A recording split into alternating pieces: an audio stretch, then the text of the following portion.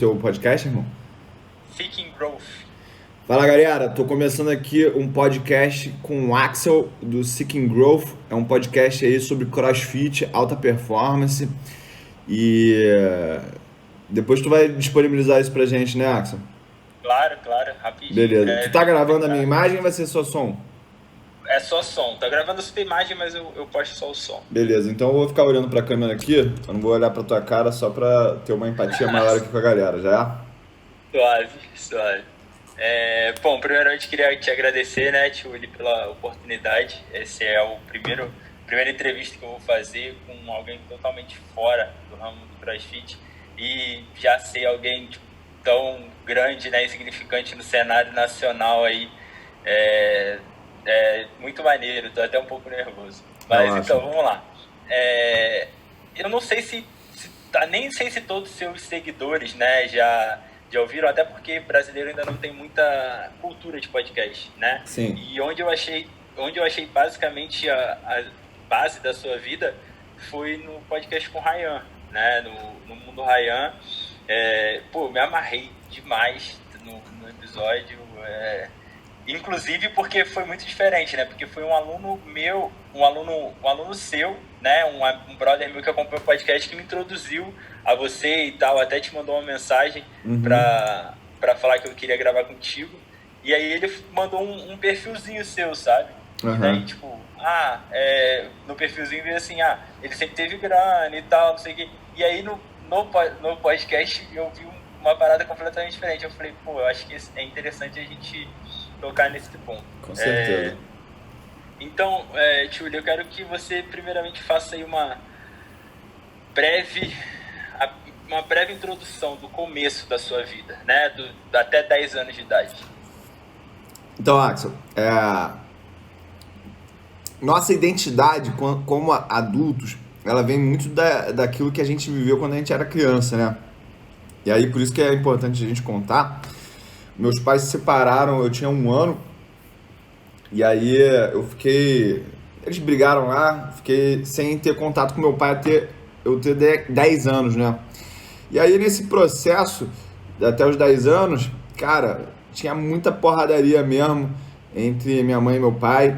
Era assim, se eu visse os dois na mesma cena, no mesmo lugar, eu já ficava muito inseguro mesmo, porque era porradaria assim de da polícia depois, né?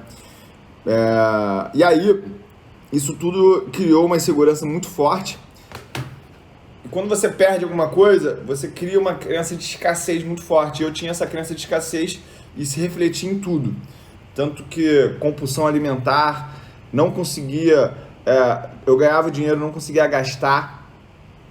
Tinha muita carência emocional, então eu era muito dependente emocionalmente das minhas primeiras namoradas. E aí eu fui, durante a vida, entendendo e me desbloqueando dessas coisas, entendeu?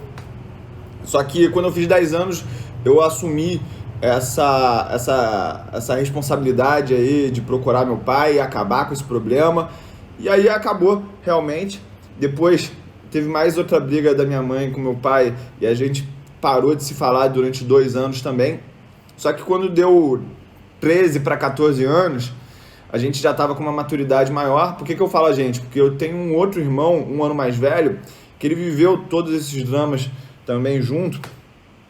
E aí meu pai falou assim: olha só, cansei de brigar com a tua mãe, por causa de pensão e tal. Eu vou dar um dinheiro para vocês aqui todo mês e aí você paga o plano de saúde, paga a escola, paga o que tu quiser aí, faz o que quiser. E meu pai, assim, ele foi muito liberal sempre. Tanto que ele falava assim: se não quiser ir pra escola, não precisa ir. Não precisa mesmo. E a minha mãe também, muito liberal, ela fala assim: hoje não vai na aula não. Minha mãe gostava de acordar, tipo, meio-dia, entendeu? E aí, ela falava assim: eu não preciso ir na aula não, e não ia, tá ligado? Se não quisesse ir, não ia mesmo. Então, isso aí poderia ter dado muito errado, só que eu tinha um senso de responsabilidade que eu acabava dando mais empenho ainda nas coisas porque eu não tinha ninguém para me cobrar. E aí, muito dessa minha fuga para desses problemas ficava focado em malhar, Meu sonho quando eu tinha 15 anos era ser fisiculturista e também estudar. Aí quando eu comecei a entender ali a mentalidade do bodybuilder, isso aí encaixava muito com a história do mercado financeiro. E por que que eu fui também para essa área dos negócios, né?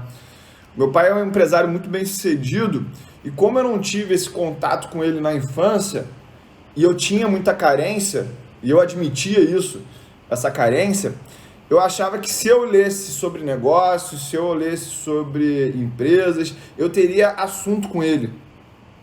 E aí, todo livro que ele falava, eu ia lá e lia e tentava criar essa conexão, né? E aí, essa própria insegurança, somado a essa fuga para a disciplina que tinha no fisiculturismo, foi somando. E quando eu me dei conta que eu estava apaixonado já pelo mercado financeiro, eu vi que aquilo dava muito certo, na verdade. E aí eu me sentia assim um peixe fora d'água, porque eu tinha todos os meus amigos saindo para festa, para beber, e eu queria ficar focado em casa, malhando, estudando, e como eu não gostava de gastar o dinheiro também para poder investir, tudo que somava e criava uma massa crítica de sucesso, que na verdade naquela época eu era um peixe fora d'água, só que agora que a gente é adulto, a gente percebe que todo aquele processo ele somava muito para você conquistar as coisas, né? Isso foi com quantos anos, mais ou menos, Júlio, que você, principalmente que você percebeu que você já estava imerso ali e apaixonado pelo mercado financeiro? Cara, quando eu logo comecei a receber essa pensão do meu pai aí e administrar o dinheiro para minha mãe, porque minha mãe também, ela não tinha muita... minha mãe era a mãe, né? Então ela queria dar tudo que a gente pedia. Uhum. Hoje em dia, quando mais adulto, mais maduro, eu enxergo isso. A minha mãe, ela queria dar tudo que a gente pedia. E a criança não sabe que para você ter uma coisa, você tem que botar no cartão de crédito, e aí o cartão de crédito para pagar ele não cai do céu, né? E aí eu comecei a ser mais duro em relação a isso. Só que em 99, o Brasil sofreu uma coisa chamada maxi desvalorização do real. O Armínio Fraga ele liberou o dólar para flutuar e ele saiu assim de 1,20 para R$2 em 2, 3 meses. E essa renda, ela era em dólar. E aí teve um salto muito grande e eu comecei a pensar assim, eu tenho que aprender a fazer alguma coisa com esse dinheiro, senão eu vou cair nos mesmos erros lá que eu achava que minha mãe tinha cometido, que na verdade ela estava fazendo só o melhor naquela época que ela conseguia, né? E aí, eu fiz faculdade de administração. Então, pode falar. Antes de chegar nisso, vamos tentar destrinchar lá do começo, porque eu, pelo menos ouvindo o podcast do Ryan, eu pensei assim, cara, eu acho que esses 10 primeiros anos aí, seus 10 primeiros anos de vida, né? E aí você começar a falar com seu pai, você ter separado de novo dele. Eu acho que isso aí meio que, sei lá, me deu a impressão de que te moldou, sabe? Porque, no meu ver, e acho que da galera que tá ouvindo, se uma pessoa que teve dificuldade financeira até 10 anos de idade começa a receber uma mesada em dólar, não precisa ir pra escola, pode muito bem fazer o que ela quiser, né? Vamos botar assim. Só para dar uma noção pra galera aí, Axel, tipo assim, eu ganhava $10 mil por mês com 15 anos, tá ligado? Então, é isso que... E é por isso que eu fiquei tão interessado nisso, cara. Porque da onde você acha, hoje, né, olhando pra trás, da onde você acha que saiu essa responsabilidade tão grande? De, tipo, não torrar o dinheiro, não sair fazendo um monte de merda, entendeu? Então, é assim, eu vivia uma classe média baixa, de tipo assim, só tinha um tênis, ia de ônibus pra escola, eu tinha que pegar 2 ônibus pra ir pra escola, e aí a minha crença de escassez era tão grande que eu andava um pedaço para economizar uma das 2 passagens de ônibus, e aí eu chegava no almoço da escola e eu comia uma lata de sardinha porque era a proteína mais barata que eu tinha na época, e até hoje deve ser. Eu não sei se você se relaciona com essa história da proteína mais barata, mas isso aí já era com 14 anos, tá, Bruno Cardoso? Mas quando você entra nessa neura aí da escassez, você começa a achar assim, cara, eu vou guardar todo o dinheiro que eu posso. Por quê? Como eu saí de um patamar, fui para um patamar mais alto, e aí depois, quando meu pai brigou com minha mãe de novo, quando eu tinha tipo uns 12 anos, ele tirou tudo de novo. E aí a gente voltou para aquele patamar anterior. Eu com 12 anos, eu não conseguia entender. Cara, porra, um dia eu não tenho nada, não tenho nem... Minha mãe não tinha nem dinheiro para comprar o agasalho de inverno da escola. A gente ia com frio pra escola mesmo, tá ligado? E aí, depois a gente ia no shopping, meu pai falava assim, ó, entrava numa Centauro, compra aí tudo que quiser, tá ligado? Era literalmente tudo que quiser, ficava 4 horas comprando na loja, eu vinha com tudo. Na verdade era uma loja até chamada Físico e Forma, tá ligado? Sim, E aí depois voltava pra merda. Aí eu falei, caralho, irmão, essa vida é maluca. Um dia eu tenho tudo, outro dia eu não tenho nada, eu vou fazer o seguinte, eu vou juntar tudo que eu posso. Tudo que eu posso. E aí eu vivo nessa escassez um pouco até hoje, tá ligado? Por isso que nesse momento aí que a gente tá vivendo agora, eu sou o porto seguro pra muita gente que tá à minha volta, porque eu faço reservas assim, mais do que eu preciso, em tempos normais. A minha mulher fala que eu sou maluco, tá? E aí é isso. Eu acho que a vida me criou esses traumas, geram muitas coisas positivas, mas geram coisas negativas também. era nisso que eu queria chegar.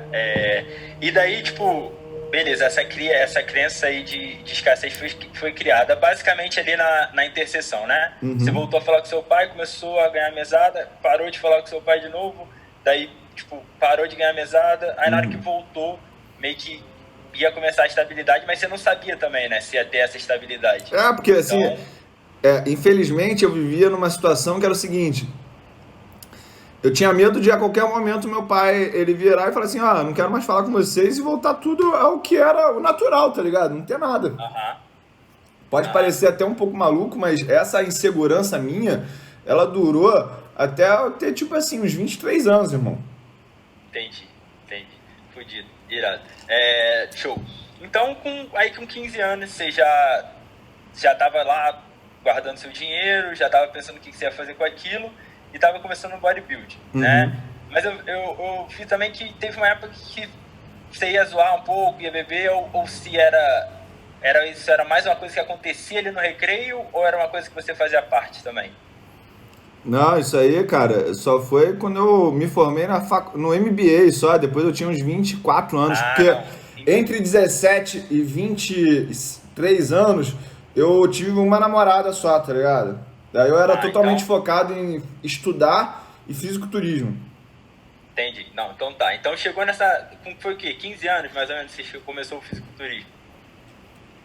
Exatamente. Eu comecei a ler sobre a vida do Arnold Schwarzenegger e cara, quem tiver a oportunidade de ver a vida do Arnold Schwarzenegger, eu recomendo muito, porque o cara, ele dominou tudo que ele se predispôs a fazer.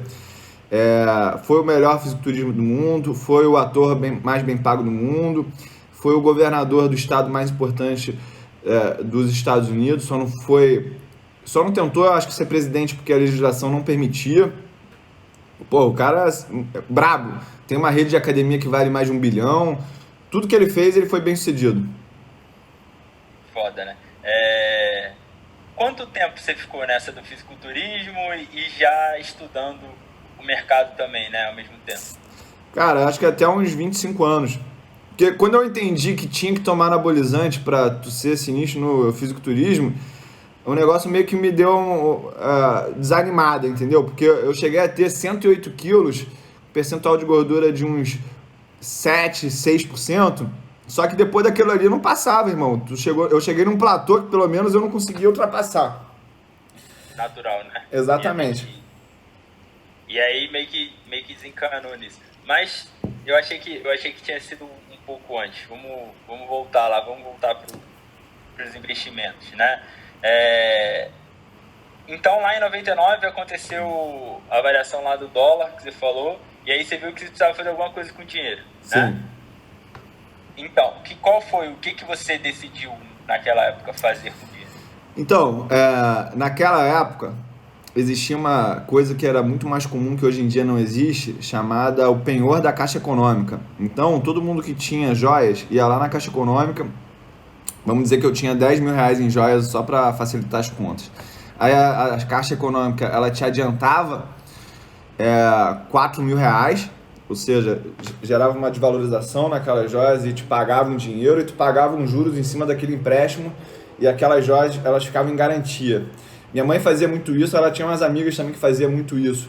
E aí eu comecei a pegar esse dinheiro e tirar a joia dessas pessoas do penhor, e essas pessoas pagavam um juro intermediário para mim entre o penhor da Caixa e o CDI da época, tá ligado?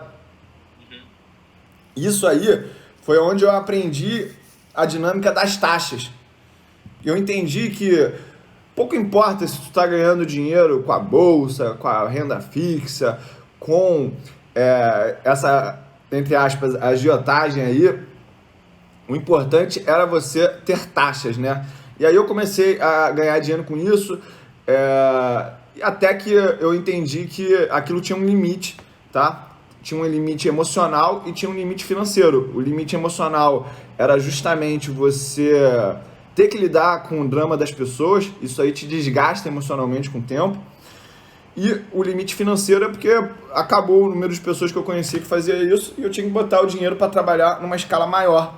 E foi logo quando a bolsa ela começou a subir muito depois da crise da eleição do Lula. E aí, no primeiro ano de 2003, eu acho que a bolsa subiu 80 e tantos %. Eu vi aquilo já na faculdade, eu entrei na faculdade com 16 anos. Eu fiz um supletivo na época que em 2 dias tu acabava o segundo grau inteiro. E aí, como a minha mãe e meu pai, como eu disse antes, eles não acompanhavam muito isso, não sei se não era importante para eles ou eles sabiam já que não era o essencial para você vencer na vida do jeito que eles acreditavam que a vida deveria ser vencida. Eles falaram assim, tá, quer fazer, faz. Aí eu fiz o segundo grau em 2 dias, fiz o vestibular para IBMEC, passei, e aí já comecei a faculdade já com 16 anos, finalizando ali. Quando estava nessa transição ali de Lula para 2003, 2004, eu já estava com 18 anos já estava acho que no 3º ou 4º período da faculdade, e já tinha dado as matérias lá de matemática financeira, já tinha dado as matérias de administração financeira, e tinha uma incubadora de mercado financeiro lá no IBMEC nessa época. E aí eu fui atrás dessa galera, de pesquisar como é que fazia na prática, e graças a Deus eu me deparei com um livro chamado The Making of an American Capitalist, do Roger Lowenstein. E era um livro da biografia do Warren Buffett, isso lá em 2004, cara. E aí, quando eu descobri o que era o Warren Buffett, eu tirei toda aquela energia que eu botava em Arnold Schwarzenegger, Dorian Yates, Lee Haney. Não sei se você conhece esses caras. Conheço, não o Lee Haney, o Dorian Yates. São assim, multicampeões do Mr. Olympia, e aí eu lia muito sobre esses caras e comecei a ler sobre o Warren Buffett. E aí eu comecei a entender sobre a filosofia do Value Investing. E aí, coincidentemente, em 2006, a minha turma da faculdade foi a primeira turma internacional que o Warren Buffett recebeu lá no escritório dele. Isso aí por intermédio da filha do Marcel Telles, ela também estava nessa turma. E aí, porra, foi o destino botando assim, o maior de todos os tempos na tua frente quando tu tá jovem, e aquilo me inspirou muito, cara. Foi muito importante aquele momento ali, porque ele me deu um norte muito bom. A minha família, ela é portuguesa e muito descrente do mercado financeiro. Meu pai, ele acreditava em investir em empresa e investir em imóveis. E eu odeio sair de casa. Eu até tô muito confortável nessa quarentena aqui, porque eu odeio sair de casa. Gosto muito de ficar em casa, né? Tanto que o meu primeiro curso que eu abri, um dos argumentos que eu falava era assim, cara, eu vou te ensinar aqui a ganhar dinheiro sem sair de casa, e aí por isso que eu gosto tanto do marketing digital, que também dá para fazer isso sem sair de casa, né? E aí comecei a entrar nessa história de ler sobre Warren Buffett, ser mais disciplinado nos investimentos, e aí começou a minha paixão no mercado financeiro, e eu até me distanciei um pouco dessa história de fisiculturismo, tanto pela história lá do anabolizante, de não chegar lá naquele nível que eu queria, mas também porque eu comecei a gostar muito da história do mercado financeiro, e o fisiculturismo, ele tem muita relação com o mercado financeiro, porque é uma atividade muito baseada na disciplina, repetição, e você não se cansar da repetição dos próprios objetivos, né? Não se cansar daquela rotina, né? Vamos dizer aquilo ali assim, né? Exatamente. Antes da gente seguir, uma coisa que eu acho legal destacar, né? Que você falou que começou a ler, você lia muito sobre o Arnold Schwarzenegger, sobre a galera do fisiculturismo, e depois você passou a ler muito do Warren Buffett. Primeiro eu queria saber de onde saiu o seu... De onde saiu, eu acho que foi do seu pai, né? Esse hábito de ler, ele falava o livro e você já ia e pegava o livro para buscar aquela conversa com ele. Lá atrás, isso. Sim. Além desse vínculo que eu queria criar com meu pai, ele falava um livro, eu lia para ter assunto com ele, uma coisa também que eu sempre escutei das minhas tias, meu pai é o patriarca da família, é o filho mais velho, né? Então uma coisa que eu sempre escutei das minhas tias, falando do meu pai, é que ele lia muito.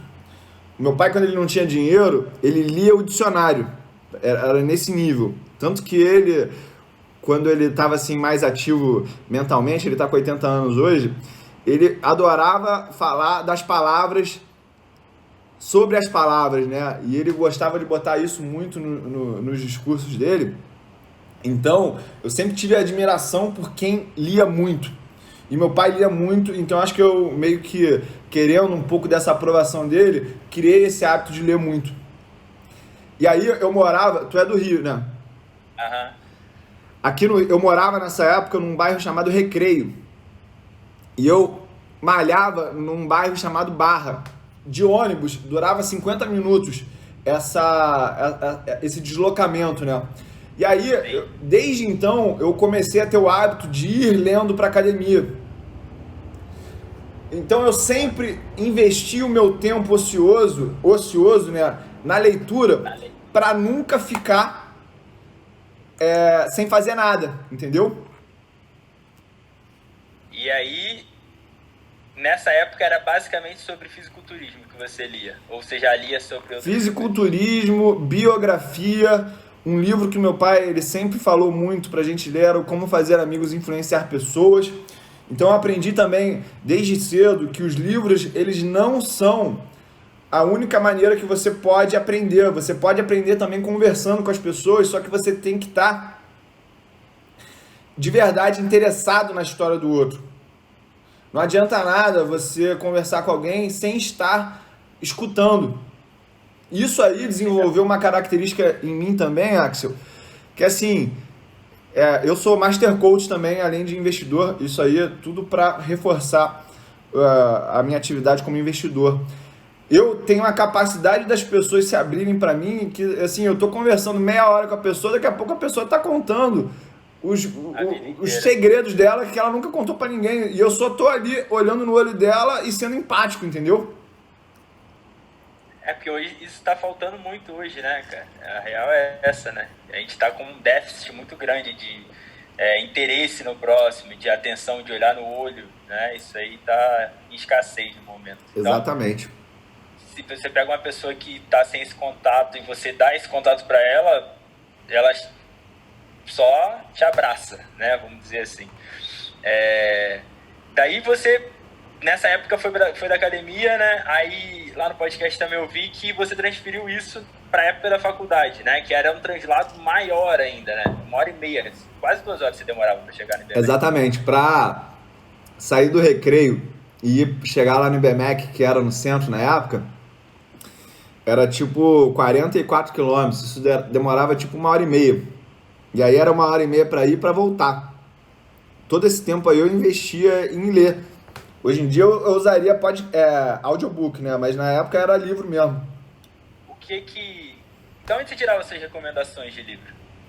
Cara, eu sou do tipo que se der mole, eu leio até o rótulo do shampoo. Eu sou muito curioso. Eu acho que talvez a grande característica da minha personalidade de estudar tanto, de ler tanto, é que eu sou muito curioso, cara. Muito curioso. Isso também significa que eu sou muito fofoqueiro. Então, tipo assim, quer contar uma fofoca? Conta pra mim, cara, que eu adoro saber a fofoca e gosto de estar nos assuntos, Sim, né? sim. Então, qualquer coisa, você simplesmente pegava um livro e lia. Se te prendesse, Principalmente continuava. biografia. Biografia, eu adoro biografia, porque é uma maneira da gente modelar as pessoas e o sucesso das pessoas, né? Qual biografia que você... Já vamos perguntar aqui, Lau. Eu deixo pro final, geralmente, mas qual biografia que você diria aí que mais te impactou? Cara, são várias, mas vou contar aqui algumas dos personagens principais. Você tem que ler uma biografia chamada Total Recall, do Arnold Schwarzenegger. Você tem que ler a biografia do Warren Buffett, que é a Bola de Neve. Você tem que ler a biografia do pai do John Kennedy. Olha só, o cara, ele transformou o filho no presidente dos Estados Unidos e ninguém sabe quem ele é. Só que, na verdade, o poderoso mesmo ali na história era o pai do John Kennedy. Para vocês terem noção, ele foi o primeiro presidente da SEC, o equivalente à CVM, nos Estados Unidos. Ele era presidente, chefe, né, dos estúdios de Hollywood mais importantes na época. Imagina ele ser presidente da MGM, sei lá, da Universal Studios atualmente. Então o cara, ele tem muita coisa a ver entre você gerir um estúdio de cinema e uma carteira de investimentos. É muito parecido a lógica que eles usam, tá? Depois o cara, ele foi ser um diplomata dos Estados Unidos na Europa durante a Segunda Guerra Mundial. Ele tinha uma licença meio que exclusiva para vender uísque durante a lei seca americana. Depois ele foi para endereçar aí o filho dele, o John Kennedy, para ser presidente nos Estados Unidos, mas na verdade era para ser outro filho político, mas só que ele morreu na Segunda Guerra num desastre de avião. Então, muito interessante também. Outra biografia, assim, de brasileiro, tem várias outros americanos, mas de brasileiro, você tem que ler a biografia do Pastore, escrita da vida do José Hermínio de Moraes, do Antônio Hermínio de Moraes, desculpa, do Antônio Hermínio de Moraes, que é quem fez a Votorantim, como a gente entende hoje. A biografia do Roberto Marinho também é muito boa. Tem uma frase que ele fala muito na biografia, escrita pelo Pedro Bial, que é o seguinte: quando você se depara num problema, não fique caçando culpados. Primeiro, foca em resolver o problema.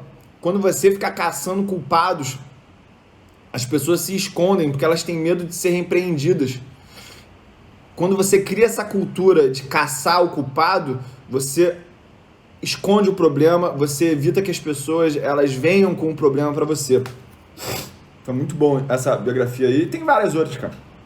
Top, top. Lá no final eu vou perguntar mais alguns livros, né? Não vou nem perguntar de investimento, porque eu já peguei lá os seus 5 lá que você postou recentemente. Mas eu vou falar aqui pra galera que a gente tem quase 600 pessoas aqui na live. Aproveita aí e pega o aviãozinho e joga pra mais gente aí, quem tá na live. Os 5 livros, gente, é o Investidor Inteligente, do Benjamin Graham, o Antifrágil, do Nassim Taleb, Trend Following, do Michael Covel, Feitas para Durar, do... como é que é o nome dele, né? Jim Collins. Deixa eu ver aqui o quinto. O Pense Rápido e Devagar, do Daniel Kahneman, tá? Esse aí é mais para finanças comportamentais, também é muito relevante. Vamos voltar então. Tá na faculdade, teve um encontro, né, com o Warren Buffett, começou a ler muito sobre ele. Nessa época você já tinha entrado na bolsa? Já, eu comecei na bolsa em 2004. E isso foi... eu já comecei bem, porque na minha ignorância naquela época, Axel, eu não sabia diferenciar muito o que era uma boa de uma má empresa. Eu foquei naquelas empresas que tinham maior retorno sobre patrimônio líquido. Mas uma lição eu já tinha aprendido com meu pai sobre negócios, que era não ter dívida, né? Então eu foquei nas empresas que tinham um ótimo retorno sobre patrimônio líquido, mas que não eram muito endividadas. E naquela minha ignorância, eu fui para diversificação. Então eu lembro que eu comprei naquela época 6 empresas: Itaú, Bradesco, Vale, VCP Celulose, que é a atual, é uma empresa que era da Votorantim, depois virou Fibra, que hoje em dia é parte da atual Suzano. Uma empresa chamada Fosfértil, FFTL4, depois a Vale acabou comprando essa empresa e renomeou ela, chama Vale Fértil. E uma sexta empresa, que foi o maior erro dessa carteira, que era a Coteminas. E essa foi a empresa que eu não usei esse critério aí do alto retorno sobre patrimônio líquido e endividamento baixo, que foi a Coteminas. Porque na minha cabeça, iniciante, naquela época, eu pensei assim, olha, o José Alencar é o vice-presidente da República. Pô, eu vou comprar a empresa dele porque ele vai se dar bem, ele vai olhar para os próprios benefícios dele. Só que, na verdade, foi a empresa que mais se deu mal naquela época. Então já foi um puta aprendizado, né? Foi um puta aprendizado, cara. Quando você saiu do seu critério para ir para um achismo, você tomou já na cabeça. Exatamente. Eu fui querer dar aquela de malandro brasileiro. Eu vou aproveitar que o cara aqui tá se elegendo, ele vai roubar para ele mesmo, então eu vou me dar bem em cima dele. E aí acabei me fudendo. Como é que você foi evoluindo, Túlio, o seu próprio aprendizado? Naquela época não tinha, né? Gente como você, como o Thiago Nigro hoje. Não tinha. Cara, não tinha nada de conhecimento. Então, como é que você foi trabalhando isso aí? Cara, era lendo mesmo. Na época tinha um comércio eletrônico, um site chamado Alta Vista. Era o predecessor do Google. Na época não tinha Google. Chegou a pegar... Quantos anos tu tem, Axel? 27. Chegou a pegar Alta Vista ou não? Cara, não lembro não. Mas já ouviu falar pelo menos nesse nome? Já ouvi falar. E aí, a Amazon já rolava nessa época e eu conseguia pedir livro da Amazon nessa época. Aí eu mandava os livros todos, só que eu nunca fiz curso de inglês, cara. A minha mãe e meu pai... como eu falei, eles não eram muito evoluídos nessa história de educação. Então, o meu pai, uma época, falou assim, precisa fazer curso de inglês. Aí eu falei, porra, chato pra caralho fazer curso de inglês, não vou fazer não. E a minha mãe falou assim, então tá bom, pô, não faz. Aí eu nunca soube falar inglês. Só que eu sempre tive essa crença assim, todo problema que eu tiver, eu vou compensar com excesso de trabalho. Aí eu, maluco, eu pedi os livros em inglês sem saber falar inglês e ia lendo os livros sem saber mesmo. Porque eu falava assim, cara, eu vou ler essa página 10 vezes, eu vou pegar o dicionário e vou começar a fazer a tradução aqui em real time, não tinha Google Tradutor na época. E aí eu comecei, eu li uma página, eu compreendia, sei lá, 30%. Aí na segunda vez que eu lia, na 10ª vez que eu lia, eu já estava compreendendo 50%. E aí eu ia na raça mesmo. Não entendia tudo, mas ia entendendo. Tanto que essa viagem aí que eu conheci o Warren Buffett, eu já não morava mais no Brasil. Porque teve uma época que um amigo meu, que é o meu melhor amigo, o pessoal aí conhece o Pablo, ele teve uma criação parecida com a minha. Então, teve um programa chamado Work Experience, esse aí tu já ouviu falar, né? Que enquanto tu estava na faculdade, tu poderia trabalhar durante as férias nos Estados Unidos. E aí, eu decidi que eu ia fazer esse programa chamado Work Experience e fui lá pro Colorado, perto lá de Aspen, ser limpador de privada, porque eu não sabia falar inglês, então te botam no pior emprego, e ajudante de garçom. E como eu tinha carcaça grande na época, me botaram também como leão de chácara da boate lá, porque era um restaurante que no final ele virava boate. Aí eu ficava lá na porta, assim, se não tiver identidade não entra, se não tiver identidade não entra. Só aprendi a falar essa frase. E aí aos poucos eu fui aprendendo a falar inglês. E aí quando eu saí dessa viagem lá, eu já estava fluente já em inglês, tinha continuado a ler os livros, e aí já conseguia compreender muito mais sobre o que eu estava fazendo. E graças a Deus eu fiz essa viagem, que talvez foi a experiência assim, mais marcante da minha vida. Porque lá, cara, sério, eu recebia tipo $6 por hora de salário. Dividia a casa com 9 cabeças, limpava vômito, limpava diarreia de mexicano depois da noitada. Imagina o banheiro de uma noitada, era eu que limpava depois. Aquilo me trouxe uma humildade que é muito importante. E como eu era tido como filhinho de papai aqui no Brasil, eu queria ser aquele cara que limpava mesmo a merda dos outros pra justamente mostrar pras pessoas que eu tava ali, ó, na raça mesmo, igual todo mundo. Então, era isso que eu queria até te perguntar. Como é que você já saiu do Brasil sabendo que você ia pra lá e ia ser o que a gente considera subemprego e lá é normal, né? Todo mundo, alguém tem que trabalhar nessas funções e as pessoas trabalham. Em alguma hora você ficou meio que assim, receoso de já estava vivendo há anos com uma condição financeira boa aqui no Brasil, né? Em algum momento você ficou receoso, porra, vou pra lá ser peão, fazer essas coisas assim? Não, cara, tava amarradão, porra. Amarradaço. É isso que é a impressão que você passa. Você é um cara muito, tipo... Porque se a gente parar pra pensar, na maioria dos casos as pessoas não se sentem muito confortáveis, né? Vive num padrão de vida fudido no Brasil. Vai pra lá limpar a privada? Quantas pessoas se propõem a fazer isso, né? Acho que não são muitas.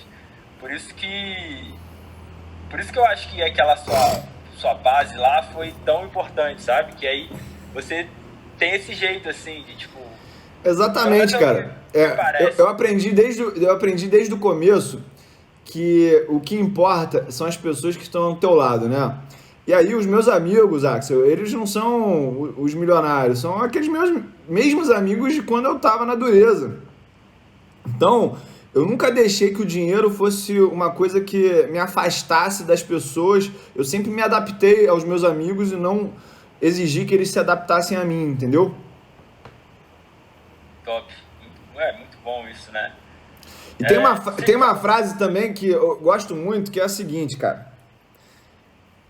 O Zico, quando ele era o astro lá do Flamengo, ele falava assim, ó... Quando o jogo tiver duro, não tiver pra quem tocar, toca a bola pra mim. Toca a bola pra mim. E a galera fala assim, não, mas tu tá sempre marcado. Daí ele fala assim, cara, mas eu sou o Zico. Dá a bola em mim, que eu sou o Zico, e eu vou limpar o lance e eu vou resolver. As pessoas, elas precisam um pouco dessa autoconfiança, de se garantir. Qualquer que seja o problema, cara, se você tiver a confiança que vai dar tudo certo, que você vai se garantir, você não tem medo de problema. A pior coisa que existe, cara, é gente que tem medo de problema. O cara que tem medo de problema é o cara que não investe na bolsa porque tem um problema. E ele esquece que o mundo é feito por pessoas que assumem a responsabilidade de resolver o problema dos outros. Você ganha dinheiro resolvendo o problema dos outros. É assim que se ganha dinheiro. Quanto maior o problema, maior a oportunidade, pô. Né? E maior a recompensa também. Então eu nunca tive medo das coisas, muito inspirado pela minha mãe e pelo meu pai. E sempre com essa crença aí de que se tem um problema eu vou resolver. Ótimo. Quanto tempo você ficou lá nos Estados Unidos? Essa primeira leva aí foi 5 meses. Ficou 5 meses. Aí, no final dessa viagem, que foi o encontro com o Warren Buffett, aí você voltou pro Brasil? Foi no meio. Eu fiquei lá de novembro a abril, foi em janeiro, assim. E aí quando você voltou pro Brasil, como é que... Cara, quando eu voltei pro Brasil, essa experiência aí, ela foi muito boa, mas eu voltei certo de uma coisa.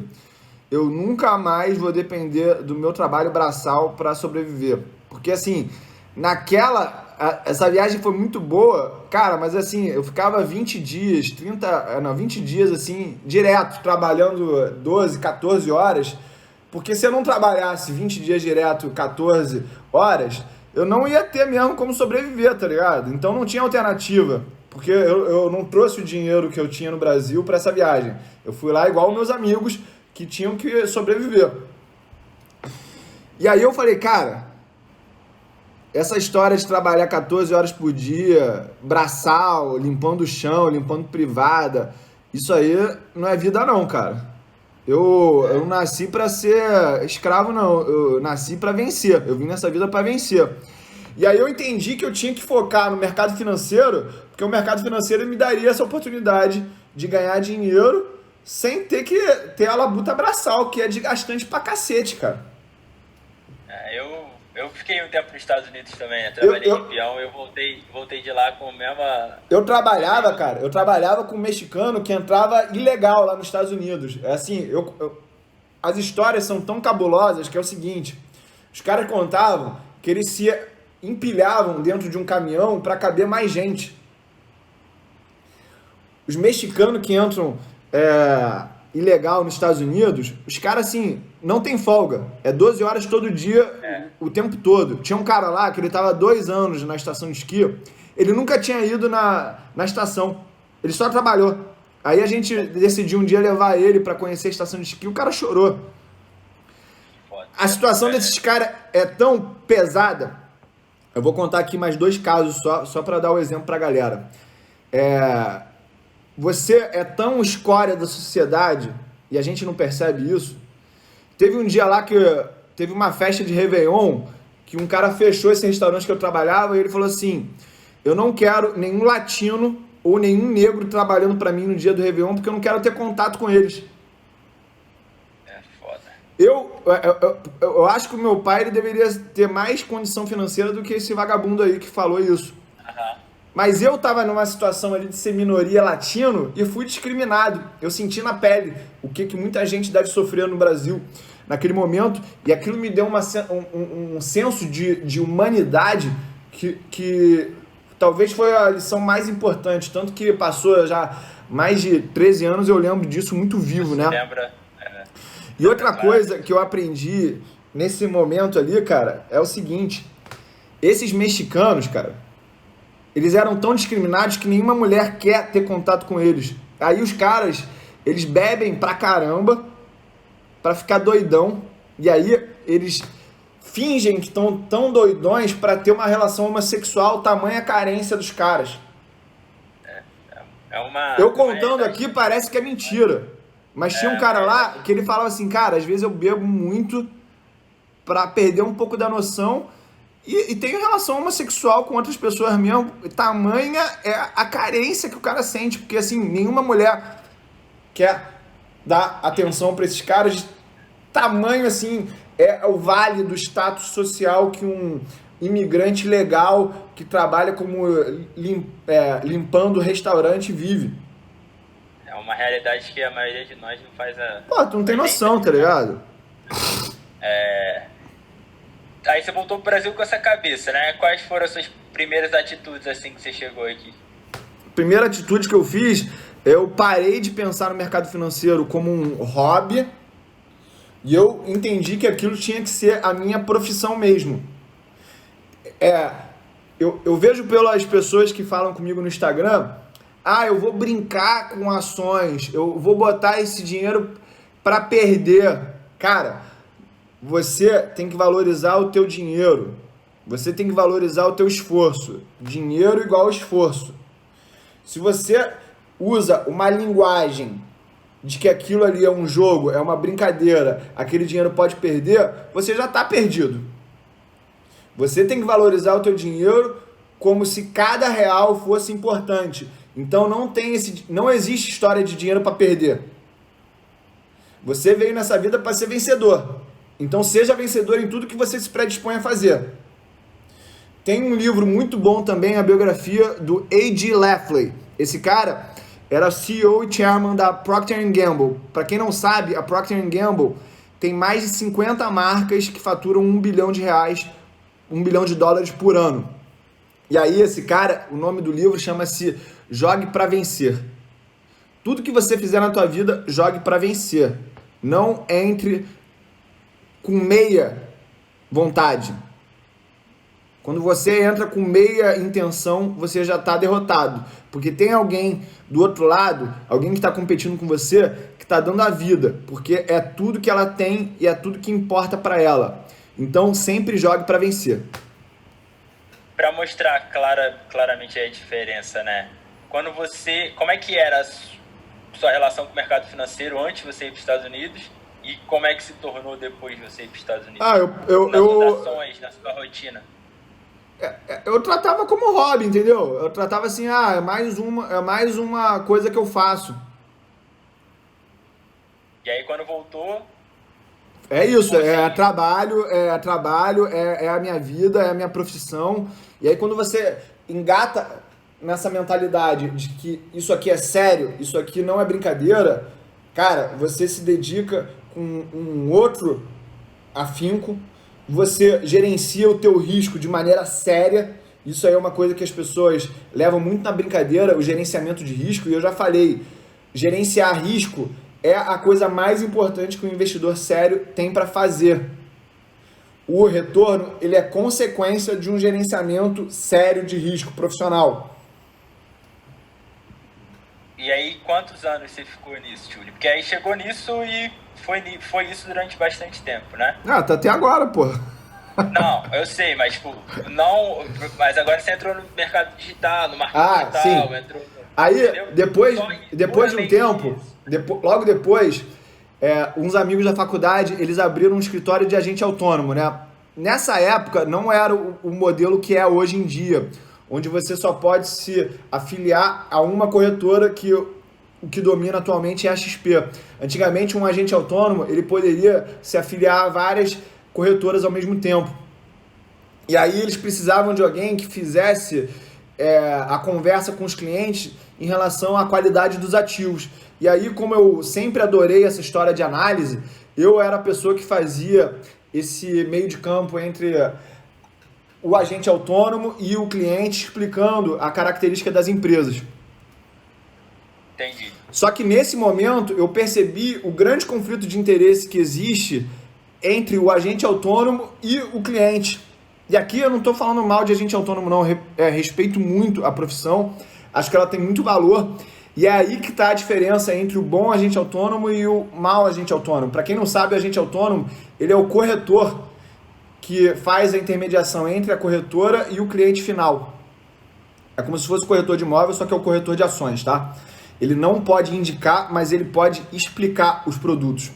E aí eu entendi que para quem pensa no curto prazo, existe um conflito de interesse muito grande, que é o seguinte: os produtos que mais pagam comissão são aqueles produtos que são piores para o cliente. Entendeu? Então, e aí quando eu entendi que essa dinâmica ela era muito desfavorável para o cliente que não tem informação, eu decidi assim, cara, eu vou parar com essa história, porque isso aqui não dá certo. E aí eu fiquei cuidando só do meu dinheiro. Graças a Deus eu tinha essa escolha, né? Uhum. Mas eu entendia que existia um conflito de interesse, porque o que eu acredito que é a melhor alternativa para o investidor iniciante, um investidor que não tem muito conhecimento?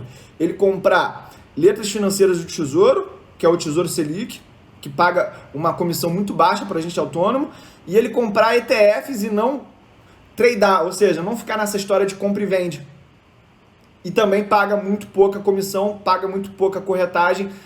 O agente autônomo, ele não tem incentivo nenhum em indicar em apresentar esses produtos, porque eles pagam muito pouca comissão. E aí eu entendi, cara, eu não vou ser agente autônomo para ficar botando no cu dos outros, desculpa a palavra, porque eu não preciso disso. Eu não preciso disso.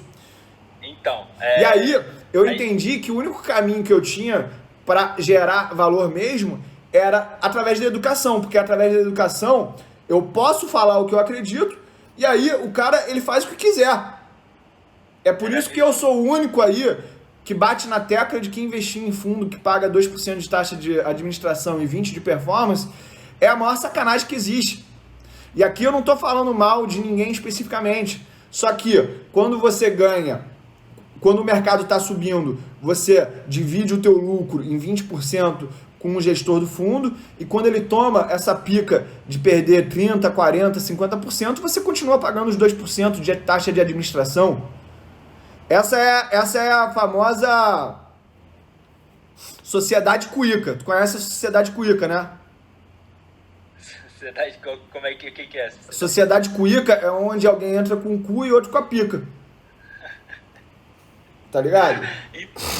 Então, e era exatamente nisso que eu queria chegar. Você ficou alguns anos entre isso aí, né? Entre a gente sair de ser um agente autônomo. Eu não era agente autônomo, não.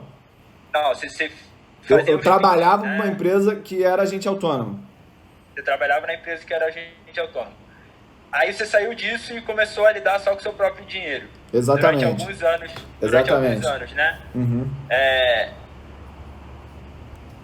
Pelo visto é uma coisa intrínseca em você, mas se você conseguir expressar, da onde saiu o interesse, então, de ir para para a mentoria do Ryan e começar a ensinar a galera, né? Você também monetizar com isso, mas acho que principalmente não é um dinheiro que você precise, né? Vamos botar assim, não é um dinheiro que vai fazer tanta falta para você. E é um puta trabalho, né? Você, Sim. por mais que o marketing digital você ganhe estando em casa, você dá um puta trabalho de gravar vídeo, de explicar. Tá maluco, irmão? Se alguém me visse aqui por trás das câmeras, não teria noção a quantidade que eu trabalho. Eu tenho até uma cadeira aqui que ela tá afundada de tanto que eu fico sentado aqui estudando e fazendo conteúdo. Então, eu acho que não, eu acho não, né? Não é só pelo dinheiro, né? Você poderia... Não, pô, eu vou contar a história aqui, é o seguinte. Sabe aquele maluco que caga a regra, que dá palestra sempre quando começa a falar de um assunto? Eu sou esse cara. É você. Só que eu sou esse cara no mercado financeiro e eu fazia isso com todos os meus amigos. Ou seja, o pessoal começava a falar de uma coisa, de mercado, e sempre tem uns curiosos que não entendem, que começa a falar, aí eu começava a cagar regra, começava a dar palestra, só que a diferença é que eu tenho a pele em risco, eu, modéstia à parte, sei do que eu tô falando, e modéstia à parte, tem pouca gente que já leu mais sobre o assunto e tem melhores resultados do que eu.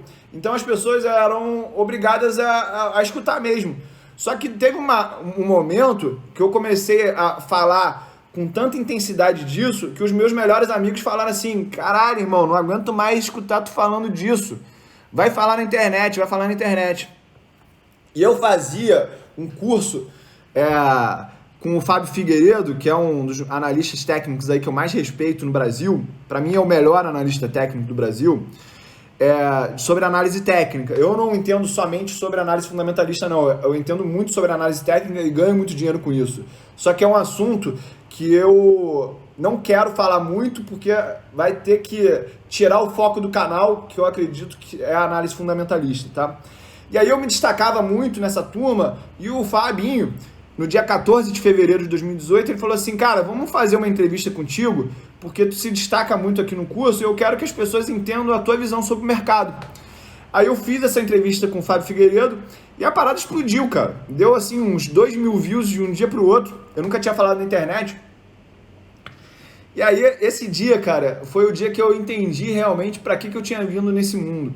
Que era justamente distribuir o conhecimento. E eu comecei, a partir daquele dia, a fazer vídeo todo dia no YouTube. Eu fiz uma sequência de 206 vídeos no YouTube, só que a audiência era um fracasso. Era assim, 3, 4 visualizações, só que uma dessas 3, 4 visualizações era minha, porque eu queria saber se o vídeo estava sem som ou se estava alguma coisa errada para ninguém estar vendo. Até vou agradecer aqui, tinha um espectador, uma audiência de um cara chamado Fábio Pinto. Se não fosse pelo Fábio Pinto, eu não estaria aqui hoje, porque ele via todos os vídeos e me dava muita força de falar, cara, continua porque o teu conteúdo, ele vale muito a pena, ele faz muita diferença. E aí o Fábio Figueiredo, depois de 6 meses, viu que eu tinha sido consistente em fazer o conteúdo, ele falou assim, cara, vem aqui fazer um curso de análise fundamentalista para no Alvo, que era a empresa na época que ele trabalhava. E aí eu comecei a fazer, e mesmo fracasso, só que o fracasso era um pouco menor, era de 300 views, assim, mas eu tinha certeza que era muito pouco pro conteúdo, pela qualidade do conteúdo que eu estava me predispondo a colocar.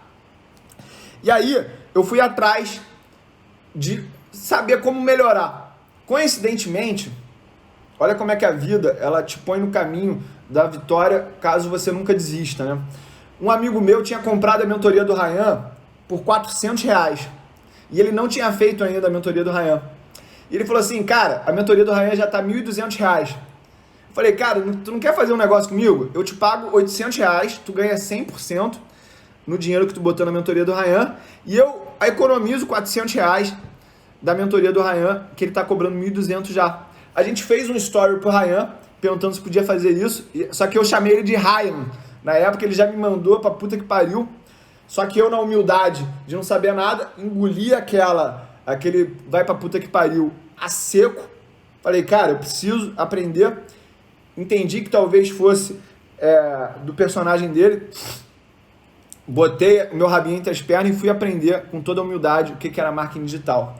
Só que naquela época eu estava querendo fazer um evento presencial, porque eu já entendia que caso eu que não tivesse autoridade tivesse do lado de pessoas com autoridade, essa autoridade seria transferida. E aí, graças a Deus, o Thiago Reis, professor Vicente Guimarães, Fábio Holder, Daniel Nigri, Carlos Herrera, eles aceitaram participar de um evento presencial que eu ia fazer para me colocar ao lado dessas autoridades do marketing digital, que eles já estavam muito na minha frente nessa época. Só que eu não conseguia vender o ingresso para esse evento. Eu tinha, depois de 2 meses de carrinho aberto, vendido 2 ingressos só para esse evento presencial, para tu ter noção. E 2 desses ingressos eram para padrinhos de casamentos meus, ou seja, os caras compraram pelo amor, não compraram porque eu tava mandando bem. E aí eu falei, cara, eu vou comprar a mentoria do Ryan, acabei comprando lá por R$2.000 no final das contas, vou comprar a mentoria do Ryan e vou entrar nesse grupo do WhatsApp dele, porque pelo menos eu vendo lá mais um ingresso. Por que o Ryan, Júlio? Porque foi o primeiro que apareceu, cara. Eu não sabia o que era landing page, e olha só, e eu não sabia nem que dava para monetizar com marketing digital. Eu não sabia. Eu fazia o conteúdo porque eu amo o conteúdo. Eu faço conteúdo porque eu sempre entreguei, porque eu adoro falar. Principalmente sobre o assunto que eu amo. Aí eu fiz a mentoria com o Ryan. E aí, assim, Ryan falou assim, cara, para de estudar mercado financeiro, vai estudar marketing digital, você já sabe tudo que você tem que saber sobre mercado financeiro. Aí, a partir desse dia, era Érico Rocha, de manhã, de tarde, de noite, de manhã, de tarde, de noite, tomando café, almoçando, jantando, Érico Rocha, gatilho mental. E aí eu comecei a entender essas dinâmicas dos gatilhos mentais. E assim, mais uma vez, eu não sou uma pessoa muito inteligente. E aí eu compenso com hard work. Trabalho. E aí, olha só, era assim, era de manhã, de tarde, de noite, e quando eu tava dormindo, eu tenho uma crença, cara, se eu conseguir absorver 1% do conteúdo dormindo, vários neurocientistas já falaram que isso não existe, mas é uma crença minha, foda-se. Tá valendo, porra, porque eu não tô aprendendo nada, se no meio da madrugada eu acordar, tiver com um audiobook rolando e eu aprender alguma coisa, entrou uma ficha. Que seja essa ficha que entre. Irmão, fiquei de outubro até novembro. Quando deu o 1º de novembro, eu estava em Nova York e decidi lá abrir a minha mentoria pela primeira vez. Nunca tinha vendido nada online. Fui lá no Empire State Building, que era o topo mais alto assim de Nova York que eu poderia fazer, e falei assim, peguei aqui, ó, galera, assim, ó, está aberta a mentoria do Tio Uli, R$1.000. R$1.000. Olha a crença limitante que eu tinha, R$1.000. Cara, foi tanta gente que procurou comprar a mentoria do Tio Uli, que primeiro eu paguei aquela viagem naquele dia. Quantas pessoas você tinha de seguidor, assim, essas coisas nas redes sociais? Cara, devia ter 3 mil pessoas. Só pra galera ver, entendeu? Tipo... 3 mil pessoas. Só que era uma galera que já entendia a autoridade que eu tinha e me acompanhava, porque eu já tava gerando valor já há quase uns 4 meses seguidos, sem nunca ter dado um direto. Era só jab. Aí, Axel, eu vou aqui pausar a live aqui no Instagram, gente. Eu já volto, é só para não perder esse vídeo, tá? Eu vou encerrar aqui então. Beijo. Vai botar aberto aí que vai. Voltamos aqui, galera. Onde é que eu tava falando mesmo? Voltei. Já lembrei. Você tava na mentoria lá, na sua primeira... Então, galera, eu tava aqui, ó. Arrasta pra cima, mentoria do Tio Uli, R$1.000. Primeiro dia eu vendi 30. Foi 30 mil assim, buf. Foi tanta mensagem que eu recebi, que eu só consegui responder todas as mensagens depois que eu tava no Brasil já. Depois que eu tava no Brasil. Só que aí, o que eu fazia? Conforme eu ia preenchendo as cotas que eu tinha da mentoria, eu ia aumentando o preço. Então eu aumentei de 1.000 para 1.500, para 2.000, 2.500. E aí, assim, fazendo mentoria de manhã, de tarde e de noite. Pra você ter noção, cara, eu sou Master Coach também. Não sei nem se vale a pena a gente voltar nesse assunto. Por que eu sou Master Coach? Tu acha que vale a pena? Pode ser. Tá. Quer fazer um rápido... Em 2015, eu tenho aqui um imóvel que ele deve ter, sei lá, uns 700 metros quadrados. Aí uma empresa de coaching chamada Febracis, ela alugou esse imóvel. Desse imóvel aí, essa Febracis, na época, ela me pagava tipo 70 mil reais por mês de aluguel. Eu falei, caralho, como é que um cara de coach, nem sabia o que era coach, né? Como é que um cara de coach, ele vai pagar 70 mil de aluguel por mês? Aí eu fui lá de cliente anônimo, né? Cheguei na tal da Febracis, falei, que é esse negócio de coach? Não falei que eu era dono do prédio. Aí o dono me recebeu e falou assim, a gente vai ter uma turma esse final de semana, vem aqui fazer o curso, vai ser muito bom pra você. Aí falei, tá bom. Aí, como cliente anônimo, fui, comprei pra mim, comprei pro meu irmão e comprei pro meu personal. Gastei 20 mil de coach lá em uma sentada. Já saí, caralho, esse maluco é bom. Aí, ó. Vendeu 20 mil pra mim em um dia. É assim que ele paga os 70. No final. Exatamente. Aí cheguei pra fazer o curso, cara, o curso lotado. Devia ter umas 70 pessoas fazendo o curso. Ou seja, entendi ali que naquela turma o cara tava faturando 500 mil. Daí eu entendi por que ele conseguia pagar 70 mil de aluguel por mês. Com isso, eu fiz o curso e entendi a história das crenças limitantes, dos bloqueios que as pessoas sofrem.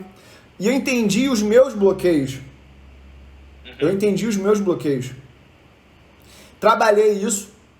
Fiz uma visualização extraordinária da minha vida. Para quem não sabe, a visualização talvez seja a ferramenta mais importante. Os fisiculturistas já usavam visualização há anos atrás, bem antes disso começar a virar modinha. E só que o meu bloqueio, Axel, não era financeiro. O meu bloqueio era porque, devido à briga entre os meus pais, eu não acreditava que dava para ter um casamento feliz, não acreditava em casamento, eu tinha muito medo. Para você ter noção, meu pai foi casado 5 vezes e a minha mãe foi casada 4 vezes, tá? Ou seja, eu tinha uma crença muito forte de que casamento, ele dava em divórcio mais cedo ou mais tarde.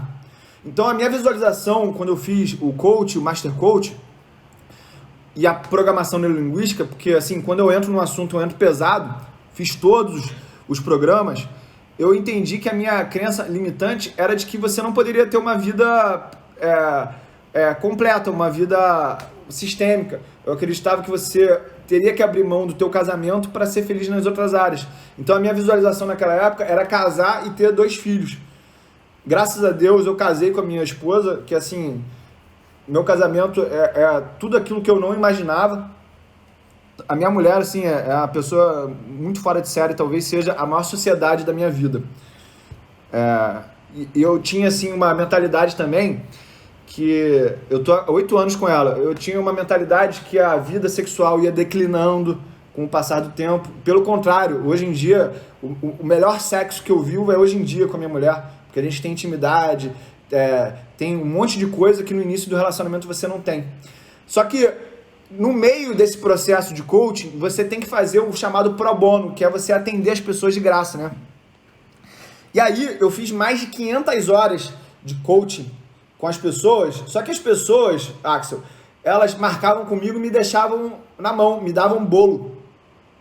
E aí eu entendi o porquê que você tem que cobrar. Você tem que cobrar para a pessoa chegar junto com alguma coisa. Se você dá tudo de graça, ela não tem com o que chegar junto. E aí ela não dá o mesmo gás, ela não dá a mesma importância quando ela paga. Saindo, né? E aí, quando eu voltando para a mentoria, né? A minha mentoria, ela era todo aquele processo de coaching, de desbloqueio, de visualizar uma vida extraordinária, só que eu botava o foco na vida financeira. Então, na minha mentoria, eu entendia por que as pessoas, elas precisavam ganhar o dinheiro, né? Ou por que elas queriam ganhar o dinheiro. Então, eu comecei a entender que tinha muita gente que queria ganhar o dinheiro, mas era, na verdade, só para ter mais tempo para cuidar da saúde, para ter mais tempo para viver com os filhos, viver com a esposa, para ter um sono melhor, para investir numa carreira acadêmica. Então, eu começava, através da mentoria, a entender que o dinheiro, ele era meio para as pessoas alcançarem uma vida extraordinária, entendeu? E aí, nesse processo de fazer a mentoria, eu acabei monetizando R$250 mil com a mentoria. E aí teve um momento que tinha tanta demanda por fazer a mentoria, Axel, que eu falei assim, cara, olha só, eu tô de bermuda aqui agora.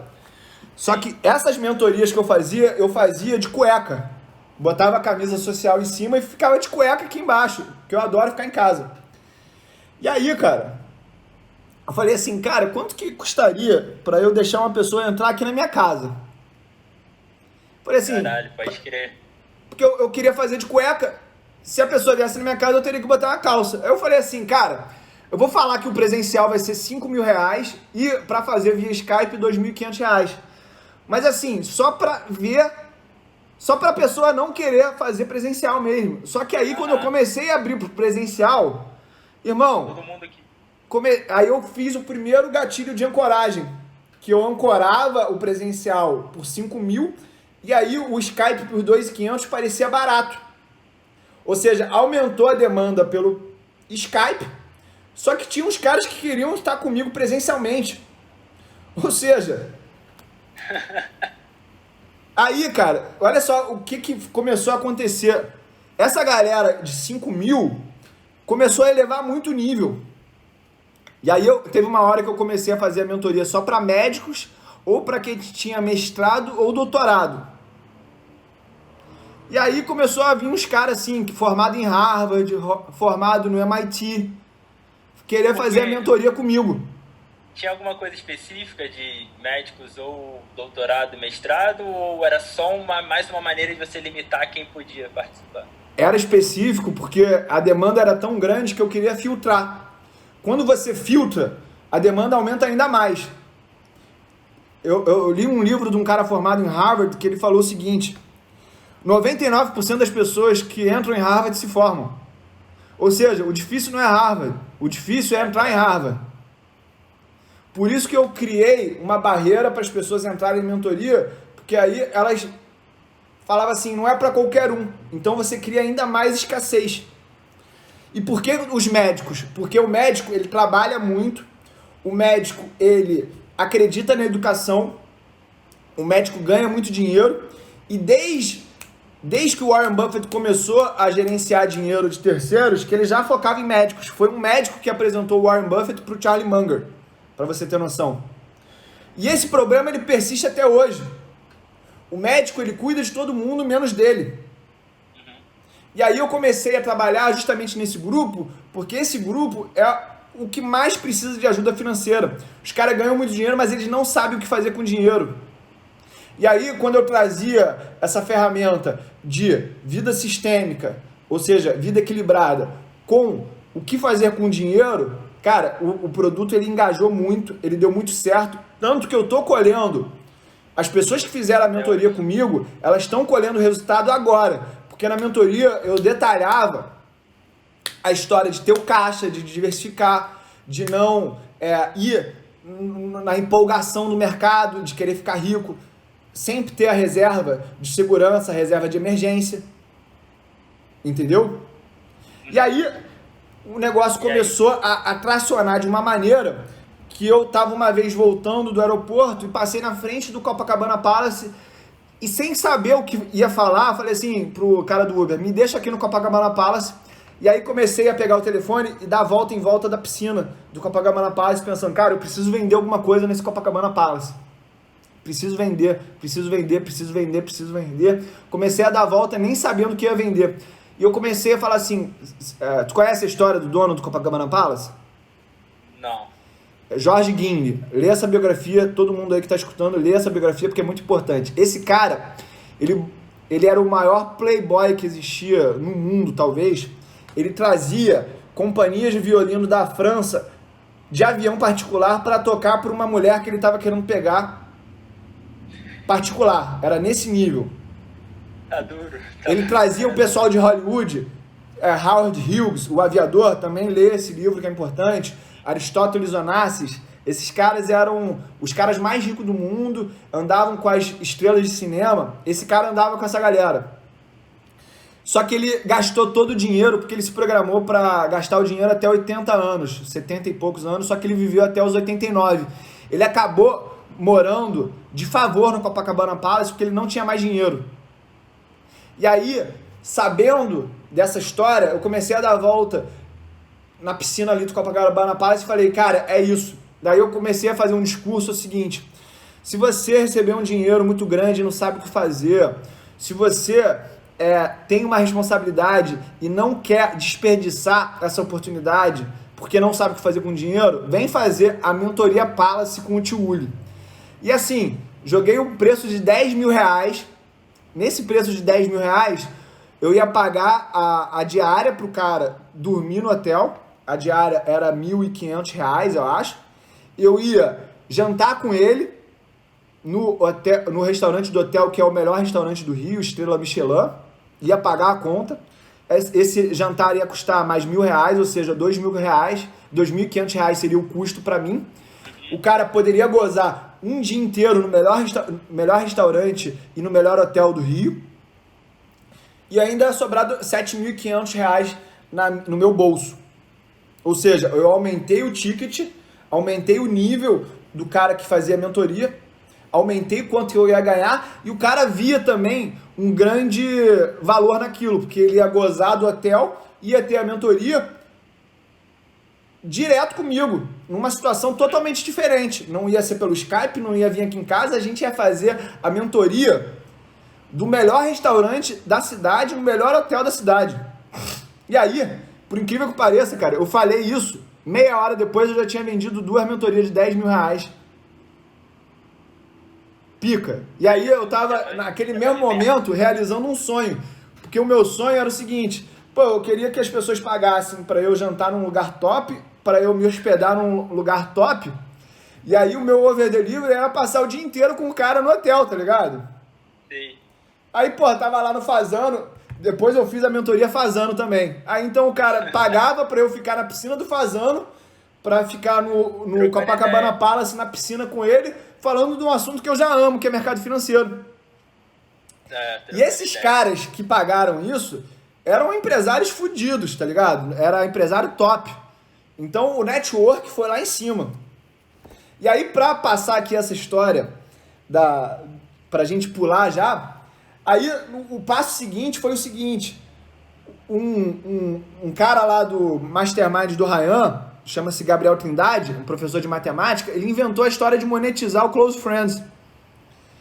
Aí eu sou um late adopter, ou seja, eu deixo as pessoas fazerem primeiro para depois eu ver o que deu certo e errado e já vir com uma versão melhor e mais rica daquilo. Aí, no dia 8 de janeiro do ano passado, olha só, tem pouco mais de 14 meses, eu abri o meu Close Friends. Só que eu não sabia, cara, o que era landing page, eu não sabia o que era Hotmart, não sabia o que era Monetize.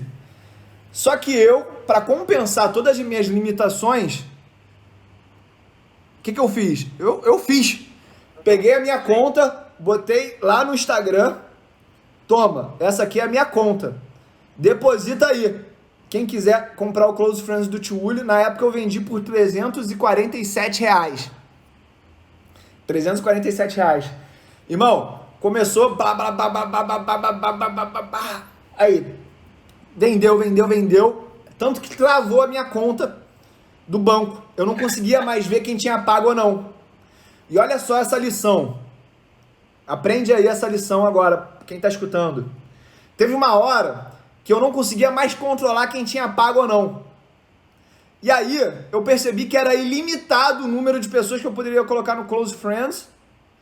E quanto mais pessoas entrassem em Close Friends e vissem o conteúdo de qualidade que eu botava, mais o produto ia ficar na boca do povo. Então eu falei assim, ó, quem me mandar o comprovante, eu tô adicionando. Porque eu não conseguia mais conferir pelo telefone. Continuei vendendo como se tivesse tudo certo, irmão, não desisti. E pra ser sincero, eu parei até de conferir quem tinha pago ou não. Comecei a botar todo mundo. Botei. E no dia seguinte eu ia ver quem realmente tinha pago ou não. Eu confiei na galera. que quem tivesse mandando o comprovante tinha pago realmente. Ou seja, a lição tá aí. Não deixe nada te parar e confie no teu cliente, cara. Confie no teu cliente. Confia no teu cliente. Júlio, hoje você já... Não, peraí. Tem uma coisa melhor ainda. Aí no dia seguinte, irmão, eu fui no banco pra ver o que tinha dado. Pedi pra tirar o extrato da conta. Vieram 13 folhas, frente e verso. 13 folhas, frente e verso de depósito, irmão. Deu mais de 160 mil reais em um dia. Tá. Só que nessa época eu não tinha noção o que era jab, jab direto. Jab, jab direto é o seguinte: ensina, em uma hora tu vende. Porque se toda hora eu estiver vendendo, uma hora o público aí que tá, essas 910 pessoas que estão vendo essa live, elas vão falar: porra, o tio Willi só quer vender, o tio Willi só quer vender, o tio Willi só quer vender. Por isso que eu fico aqui, 4, 5 meses só ensinando, e as pessoas falando: tio Willi, eu quero comprar o teu curso. Eu falei: não tá aberto, e vou criando uma lista. Aí, na semana seguinte, eu não sabia dessa dinâmica, eu falei: vou abrir o Close Friends de novo. Abri. Não vendeu 160 mil, vendeu 50 mil. E aí eu falei: caralho, que pica, irmão, que pica. Aí fui atrás de saber o que era o jab, jab direto, do Gary Vee. Aí fiz um outro evento presencial. Esse evento presencial já tinha o Ryan, já tinha a Kim, já tinha o João Martins, já tinha uma galera fera. Thiago Reis veio também, o Fábio Holder, o Vicente Guimarães. Essa galera fera já sabia da minha autoridade, já sabia o que eu entregava e veio pro evento. O evento deu 250 pessoas. Ele foi no dia 14 de fevereiro do ano passado. No dia seguinte, o Ryan falou assim: Willi, tu tá bombando, tem que reabrir o Close Friends de novo. Só que no dia seguinte eu tava indo para esse mesmo lugar que eu fiz essa viagem pro Colorado para trabalhar, mas eu voltei para fazer a minha despedida de solteiro, mas já voltei playboy. Aluguei lá uma mansão de 3 andares, 7 quartos, paguei para todo mundo, pros meus amigos todos, pra gente só curtir. Porra, tinha jacuzzi de frente pra montanha, a parada era muito playboy. Aí eu falei assim: galera, vamos reabrir o Close Friends pra ver se dá pra ganhar dinheiro de fora do Brasil, viajando, aproveitando a vida. Abrimos, deu mais 180 mil, deu a segunda abertura do Close Friends. E aí, cada abertura dessa, gente, a gente tá falando que entraram 400 pessoas, tá? Eu já tinha mais de 1.000 pessoas no Close Friends nessa altura.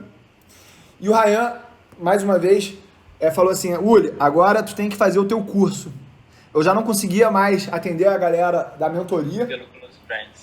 Já não conseguia mais dar o conteúdo pelo Close Friends, que o Close Friends era um conteúdo mais raso. E aí decidi lançar o curso. No curso, eu tinha programado ele para o dia 15 de abril de 2019. Tem menos de um ano. Aí, no dia 1º de abril, o Ryan me mandou um vídeo falando assim: cara, tem aqui um rapaz, João Lira, que é o maior vendedor de curso de Excel do Brasil, da hashtag treinamentos, recomendo muito. Ele me ensinou como distribuir conteúdo pelo Facebook Ads. E aí ele me ensinou um truque, que era como distribuir de graça. Olha só, eu estava pagando, eu estava antes cobrando para ensinar, com a mentoria Close Friends. Quando você distribui o conteúdo de graça no Facebook Ads, você está pagando para ensinar. Olha só, jab, jab, jab, direto. Ensina, vende. Então, quando você decide fazer um conteúdo onde você ensina e paga para distribuir, o que é isso? Jab. Jab. Fiz isso, botei uns 30 mil reais só para distribuir conteúdo, eu ensinando o que é margem líquida, retorno do seu patrimônio líquido, margem bruta, margem operacional, liquidez corrente, todos os indicadores basicamente aí do mercado financeiro. Irmão, quando eu abri o carrinho do meu curso Segredos de Família, em 2 dias eu fiz 1.700.000 reais. E olha só, eu poderia ter vendido 2 milhões, só que eu não consegui responder todo mundo, eu não consegui responder as pessoas que quiseram comprar. Ou seja, eu abri o curso, faturei 1.700.000 reais em 2 dias e ainda ficou gente querendo comprar. Caralho.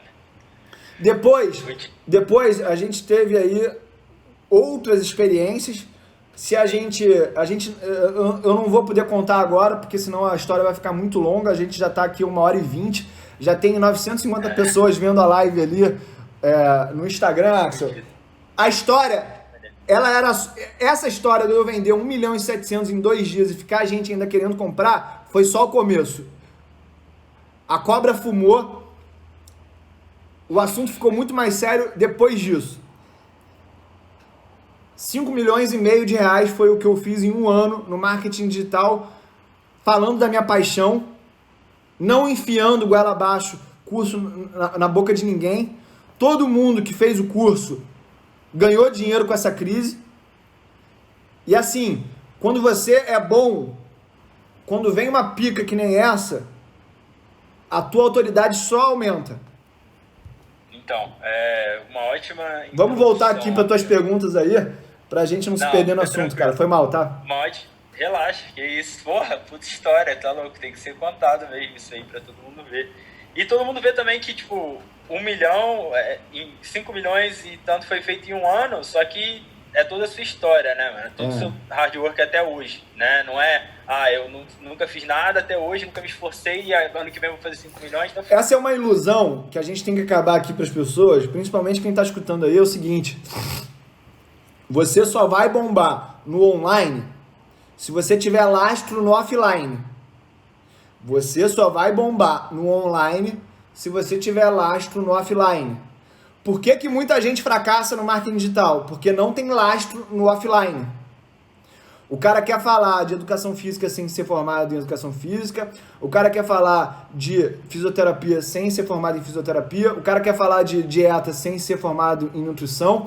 O cara quer falar de mercado financeiro sem nunca ter investido. O cara quer falar do diabo a 4. O cara quer falar de transar sem nunca ter dado beijo na boca. É simples, acabou aí. É isso. Então, Júlio, a gente chegou... Ainda tem muita história, né, pra contar. Se você me der o prazer, eu até puxo esse final de conversa aí outro dia contigo. Mas a gente chegou na crise, né? A gente chegou agora, coronavírus aí veio arrebentando literalmente todo mundo, né? Não. Tem ninguém que tá... Não, então... Vamos deixar isso bem claro. A crise, ela está na cabeça de cada um. Eu conheço muita gente que ganhou muito dinheiro nesse momento e se beneficiou desse momento. Sim, mas é um momento difícil, correto? Para quem não sabe o que fazer. Isso, então. É um momento... nem no mercado financeiro só não, mas tipo, vamos trazer um pouquinho aqui agora, por exemplo, pro meu mundo, né? E eu acho que vai ser até legal porque você é um cara que se interessou bastante em fisiculturismo, tem uma relação boa com o seu personal, né? Até ensina ele investimento, tudo isso. Pra quem não sabe, o meu personal Bruno Costa, ele é o personal que dá mais horas de personal trainer no Brasil inteiro. Não é só no Rio, não é só na unidade dele. No Brasil inteiro é o personal que dá mais aulas de individuais, tá? É um cara muito bem sucedido. Eu vou falar com ele amanhã aqui no Instagram. Top. Vou até acompanhar, quero até ver essa live aí. Mas, por exemplo, para ele nesse momento, para os boxes de CrossFit, né, que é a minha área, os boxes estão fechados, todo mundo com medo de aluno cancelar, né, personal trainer não está dando aula, com medo de aluno não pagar mesmo puxando uma aula online, tá todo mundo tendo que se reinventar. Como é que você vê esse setor, assim? O que você acha que tinha que ter tido de preparação e como é que se fala? Se preparar mesmo, né? Tá preparado para caso algo do gênero aconteça, e o que eles podem fazer agora, né, para não acabar falindo, não acabar quebrando? Beleza, eu vou explicar aqui, rápido, e vou falar do ponto de vista de uma pessoa que fez isso na prática, tá? Primeira coisa, você tem que se organizar financeiramente para que, caso isso aconteça, você tenha tempo de manobra, você consiga sobreviver sem dar aula. Pode ter acontecido o coronavírus, mas quem é personal trainer, quem é profissional autônomo, pode ficar doente, pode ter a licença cassada, pode dar o diabo a 4. Pode acontecer uma porrada de coisa. Você pode quebrar a perna, pode ficar doente, pode ficar com catapora, pode ficar com cachumba, pode ficar com o diabo a 4. Você tem que se preparar para, em algum momento, você não poder trabalhar e não padecer de fome nesse momento. E aí, o meu personal, o Bruno, ele é referência para mim e ele se mostrou ainda mais referência para mim porque ele se prepara há muito tempo. Ele fez o meu curso e no meu curso eu fiz essa indicação baseado numa crença que eu tenho da educação. Lá no meu curso Segredos de Famílias eu falo que você tem que ter 24 meses de reserva de emergência para caso você não receba mais. Aí quando eu botei isso lá no curso, os alunos falaram assim, tio Uli, você é maluco, 24 meses, então eu nunca vou investir. Cara, sobreviver, ter dinheiro para pagar conta de luz, telefone, escola, ele é mais importante do que investir em termos de sobrevivência. Se você não tiver uma base muito forte, qualquer coisa que você construir em cima disso vai ser frágil, vai ser um castelo de areia, beleza? E aí o Bruno, ele tinha lá os 24 meses e ele percebeu que nesse momento, quando você entra num estado de constrição, devido a não estar saindo para trabalhar, não estar comendo fora, você gasta ainda menos. Então, aquilo que ele imaginava que era 24 meses, ele viu que é 36 meses, na verdade. Em relação a não poder dar aula. Isso aí é mentira.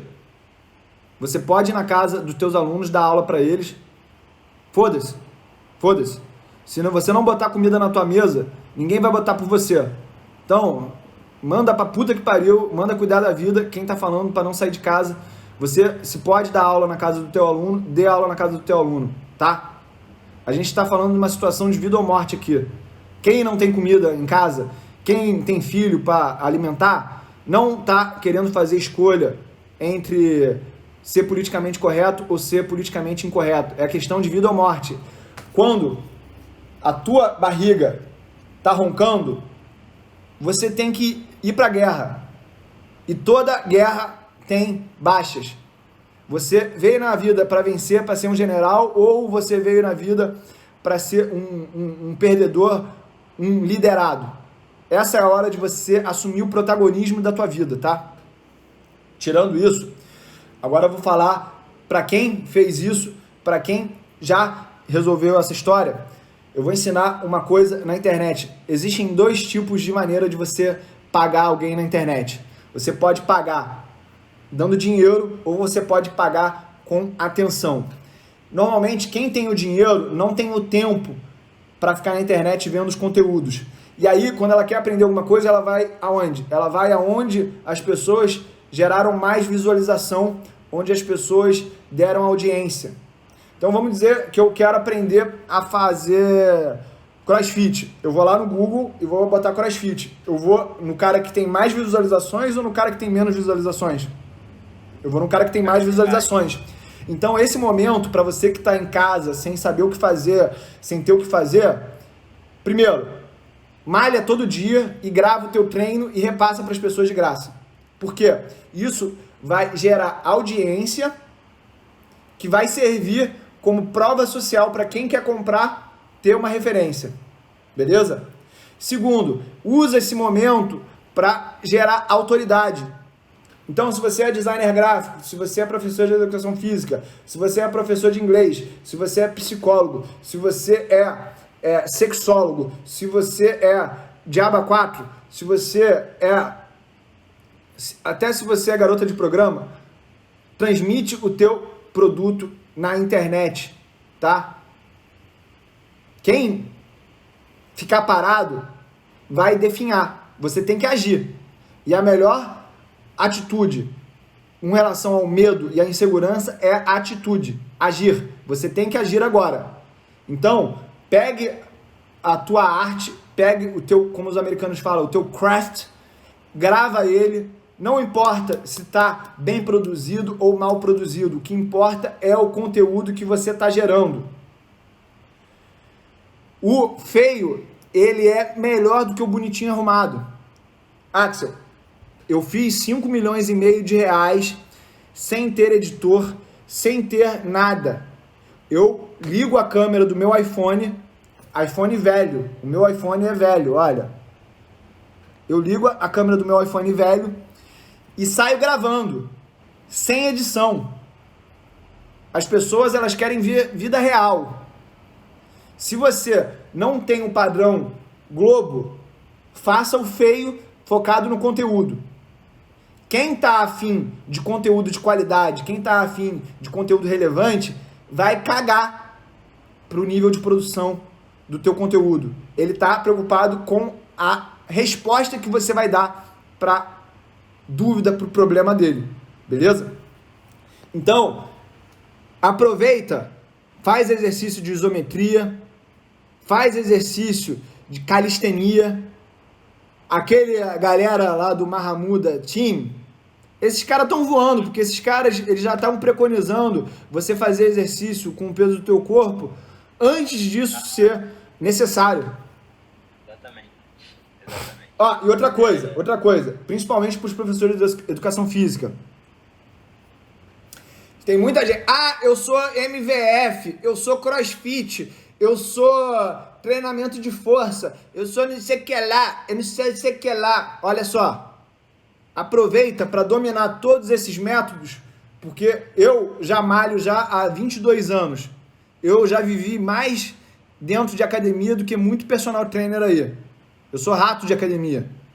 Eu já devo ter pago já, sinceramente, mais de 7 mil horas de personal.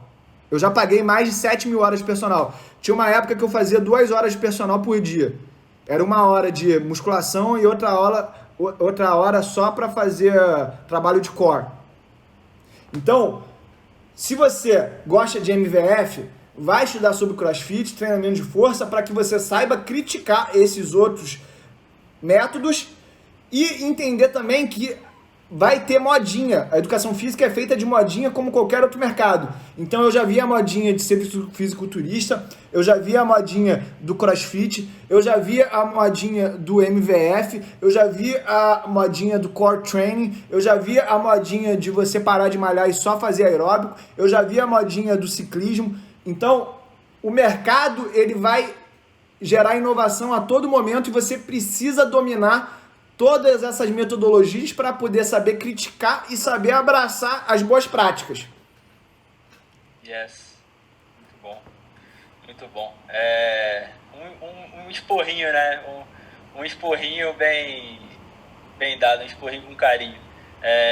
Obrigado por isso aí.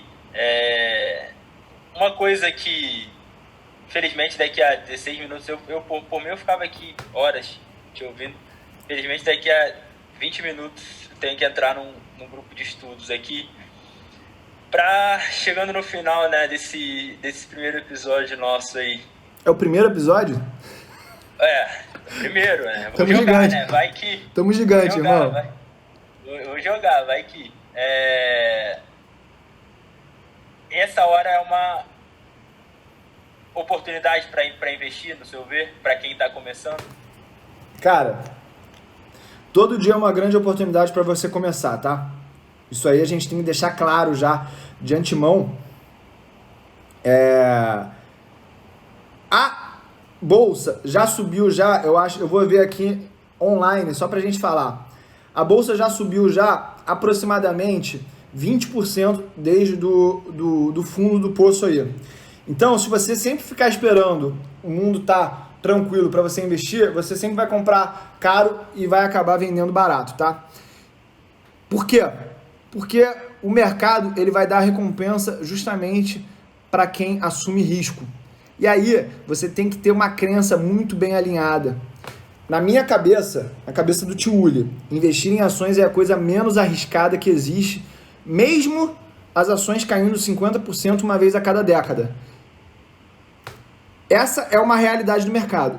Pelo menos uma vez a cada 10 anos a bolsa vai cair 50%. Por isso que você tem que estar diversificado, por isso que você não pode ter 100% em ações. Você tem que fazer com que a volatilidade ela trabalhe a teu favor. A volatilidade ela tem que trabalhar a teu favor. Como que a volatilidade trabalha a teu favor? Justamente você estando diversificado em mais de uma classe de ativo. Você tem que ter pelo menos 2 classes de ativos. renda variável e renda fixa. Quais seriam as outras classes de ativos? Você pode ter fundos imobiliários, você pode ter ações nos Estados Unidos, pode ter ouro, pode ter a tua própria atividade. O grande segredo das pessoas ricas, Axel, são ter várias fontes de renda, no mínimo 5, tá? Top, muito bom. Penúltimo assunto, rápido, né? Porque eu gosto muito, me interesso muito e quero saber da onde surgiu e como você usa no seu dia a dia. Estoicismo, né? Eu já vi você aí com o Daily Stoic, o Diego mesmo já mandou print falando que você estuda bastante sobre isso e você fala bastante de Deus também, sim, né? Então, um rap aí sobre isso. Deus e estoicismo no seu dia a dia, na sua vida. Estoicismo, só para definir aqui a minha interpretação de estoicismo é o seguinte: o estoicismo, ele passa a ideia de que é mais rico aquele que precisa de menos, não quem tem mais. Por que isso para mim é tão importante? Como as pessoas estão acompanhando aqui no começo da live, do podcast eu falei, eu sofri uma gangorra de status no início da minha vida, onde eu não tinha nada, vivia numa situação de classe média, baixa, tive muito, voltei a ter muito pouco, depois voltei a ter muito, tive essa experiência nos Estados Unidos de voltar a viver como alguém que tem pouco. Então eu entendi que se eu ficasse dependente das coisas materiais para ser feliz, eu seria uma pessoa frágil.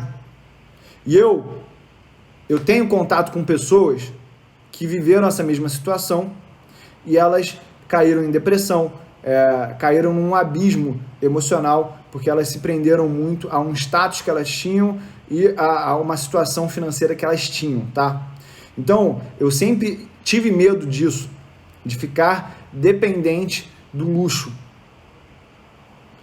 E aí a filosofia estoica, ela vem completando muito isso, né? Para quem não sabe também, e aí respondendo em relação a Deus, a minha mulher é uma pessoa que ela vive o evangelho, ela é muito dedicada às causas sociais, ela é a pessoa mais simples do mundo.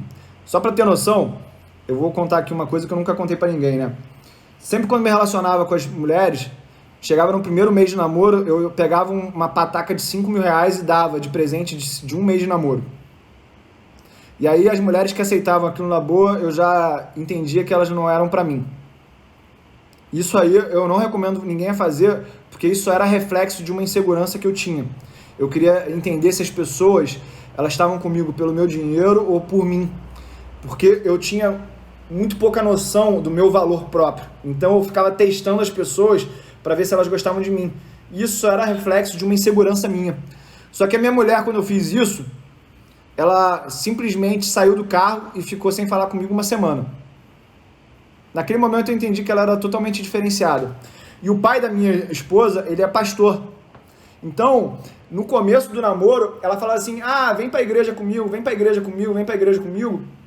E eu tive a sabedoria, logo no começo do relacionamento, de entender que eu ir na igreja com ela era equivalente a ela sair num jantar de negócios comigo.